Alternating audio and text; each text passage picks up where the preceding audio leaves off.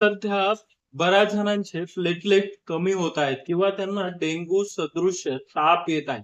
अशा वेळेस काही वॉर्निंग सायन्स आहेत प्लेटलेट कमी झाल्यानंतर त्याकडे आपलं लक्ष गेलं पाहिजे. तर त्या महत्त्वाच्या सायन्स मी आपल्याला सांगणार आहे.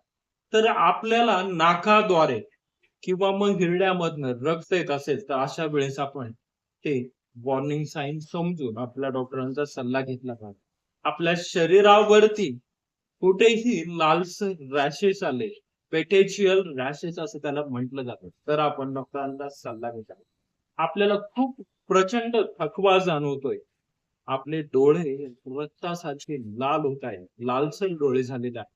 लघवीमधनं रक्त जात आहे. आपण आपली संडासी काळपट रंगाची होत आहे किंवा संडासद्वारे रक्त जात असेल, तर अशा वेळेस आपण आपल्या डॉक्टरांचा सल्ला घेतला पाहिजे.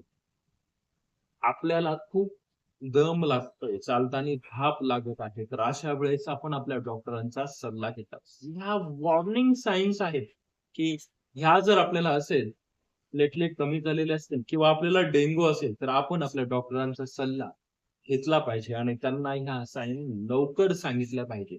जेणेकरून आपण त्या डेंग्यूमधनं लवकर रिकव्हर होऊ शकू.